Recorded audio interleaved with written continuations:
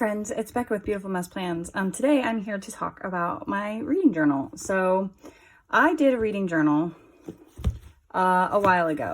And then this last year I kind of stopped halfway through. So I figured we'd flip through my old one and then I'll show you what I have set up for my new one. So this first one it's called From Jumping Fox Designs. I think I just got it on Amazon because I wanted to try it out. And I did this one for the first time in 2021 because I started seeing reading journals all over the place. And I thought, those look so cool.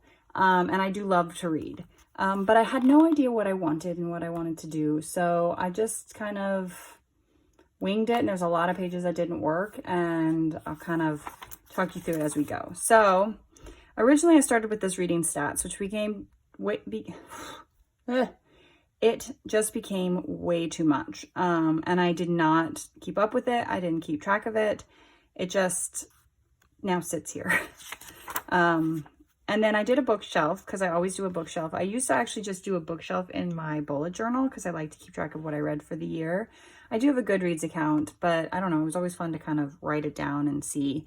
But when I stopped bullet journaling, I didn't have a bookshelf anymore. So I hand drew this out. I do not draw. So I think I did okay, actually, considering I do not draw, but I'm not one to draw. I ended up paper clipping these pages together because originally I was going to track how many pages I read a day, and that just became way too much. No. And then I got into my reviews. So the way I did it is I printed the book cover, and then I wrote the book. I had the author, my rating, when I started, when I finished, quotes out of the book that I liked, a summary of the book, and then a review.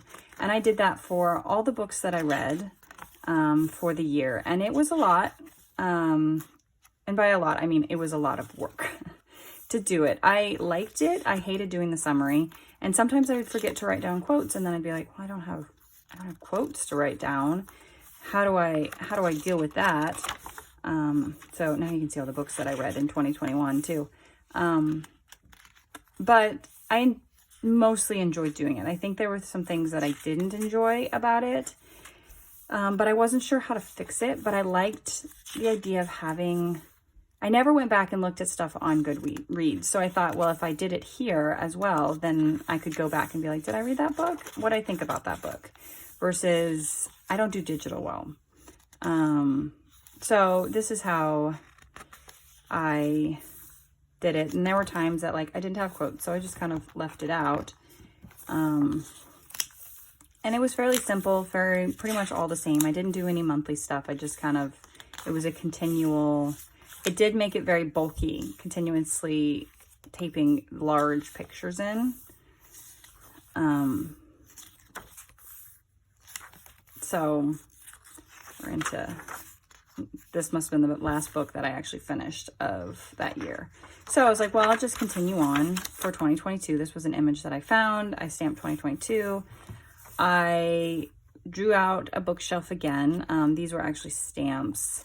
And as you can see, I actually read more books than this, but I did not finish this book shelf. So I started seeing a lot more people do A to Z challenge. I thought that was cool. So I put this in, except for I realized there wasn't enough space for all my letters because,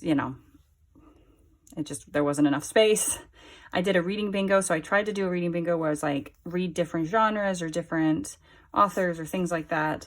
I didn't keep up with that because I'm very much a emotional reader where I don't like to read something because I have to read something. I like to read something however I feel. I was a history major, and history majors, we read a lot of books that you just have to read, whether you want to or not. And so I don't like the idea of being okay, well, I have to read this fairy tale retelling. I have to read a book published in 1986, which was the year I was born. So I did not do well with that. I started tracking when I read, if I read for the day, but I did not do well keeping up with this at all. As you can see, I just stopped. I started tracking my series that I was reading. Again, I didn't keep up with this, but I didn't keep up with this journal. So I changed it because I realized I wasn't going to have enough room, so that it was just one on one page. And instead of doing a summary and quotes, I just wrote my review about it, which worked a little bit better, but I felt like there was just so much empty space. If I had quotes, then I put it in down here. but I felt like there was just still a lot of empty space, and that bothered me. So again, I didn't keep up with it because I didn't like that. So I kept reading, but I didn't keep up with my reading journal. And so going into 2023, I was like, well, do I want to do another reading journal? And then I kept seeing some really cool setups, and I was like, well, maybe I want to try it again. So I got this. Actually, this was a Christmas present. I figure I put it on my Christmas list. If I got it, great. I'm going to do a reading journal. If I don't, then that's my sign that I'm not going to do a reading journal. But I got it for Christmas. It is an Archer and Olive. I do not know any more than that. It is an A5 size. I do know that. And it is beautiful. And this was my sign. So I actually had some letters cut out from something else that I did. So I just traced them. And this is a stamp from the Sassy Club. I don't remember her name, something like that. It's probably not even available anymore because it's pretty old. And then a lot of these ideas I want to say came from Hippa from My Little Journal. I love, love, love her YouTube. And I got a lot of my inspiration from her. So none of these are my own ideas. Maybe one that I didn't see anywhere else, and I'll point that out when we get there. But I wanted to do the daily reading. As you can see, I'm doing pretty well. Obviously I'm filming this on the 8th. How I'm doing it is I am marking it by, so this is how long it took me to read this book. I read this book in 2 days, read this book here. So I'm marking it like changing colors every time I change books because I don't have monthly spreads in here. And I kind of like that because it's kind of fun to see how long it takes me to read a book just visually at a quick glance. And then if I don't read a book, I'll just leave it, I don't read for the day. I'll just leave it empty. So that's how this is going, and this is so easy to keep up with, and I'm actually enjoying it. It's sitting right next to my planner on my nightstand, so I just pick it all up at once when I go to plan. And yeah, so these are stamps. This is, I think, from the same stamp set. And then these are alphas. Oh, I don't even remember where those alphas are from at this point.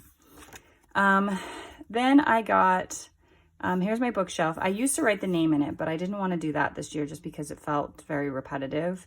As you'll see what I'm doing later. But the book stamps and this font is actually from a set I got from Amazon. It did not stamp the greatest. It was not the most high quality of stamp sets, but it worked.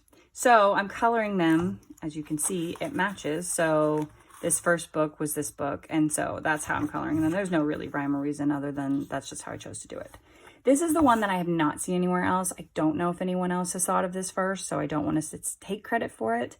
So I like the idea of the bingo, but I know that I am an emotional reader, and so I don't necessarily want to go hunt down a book from 1986 or hunt down this genre or whatever. But I do have a lot of unread books on my shelf. So what I did is I am using this as an unread bingo. So these are all books on my shelf that I have not read yet. And this, I'm hoping, will inspire me to read the books on my shelf, and then I can color it in. So obviously I've already read 2. This one is the second of this book, so it's not on this list. But that is how I'm using the bingo, is to get me to read my unread books on my shelf. So we'll see if it works and if I keep up with it well, but that's what my bingo is this year. And then I am again doing the A to Z challenge. Because that's pretty simple. I mean, it's just writing down. I'm not, I don't expect to get some of them, but if I do, I do. Book recommendations, I have a whole list. I just haven't copied them in yet. If you have a great book, like your favorite book, leave it in the comments below because I always love book recommendations. And then I have a series tracker here. Don't remember where the font's from. I'm sorry. I think that was actually a Felicity Jane font.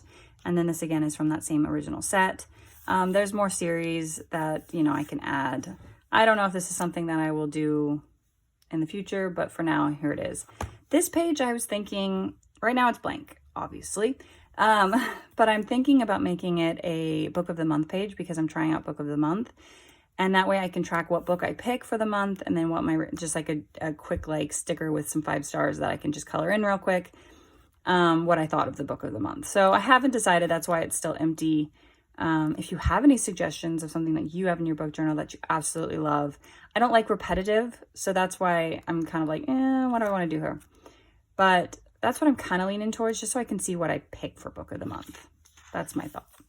And then here's how I'm doing the reviews this month, or this year. I'm keeping them short because I don't want to waste pages, because I'll be able to use this for several years. This book is hefty, which I kind of actually love. So, and I'll be able to, like, in 5 years from now, be able to see what I did, you know, in 2023. So I just printed out book covers and sized it to my boxes. And then I write the title. This was, I have stickers that I may eventually just make stickers and stars so I don't have to trace them because I'm awful at it. But it's from like just a stencil that I have. And then I have my start date, my finish, how many pages, and then just a quick little what I thought of it and like a tiny little blurb, because I just don't need a lot, you know. So that's how this is working. And then that's what the rest of these pages will be until we get to 2024. And then at that point, if I want to be like, I really want monthly pages, you know, we'll go from there. But I'm starting simple. I think simple is the best when you're trying something out, just to kind of figure out what you like, because I didn't want to overwhelm myself with too much. So anyway, I just thought I'd give you a flip of my book journal. So yeah, I hope you guys enjoyed this video. If you have any book recommendations, listed below, because I would love some. I love mysteries, I love romance, I love historical fiction. So if you have any great ones, definitely let me know. And yeah, so I hope you guys enjoyed this video, and I'll see you guys next time. Bye.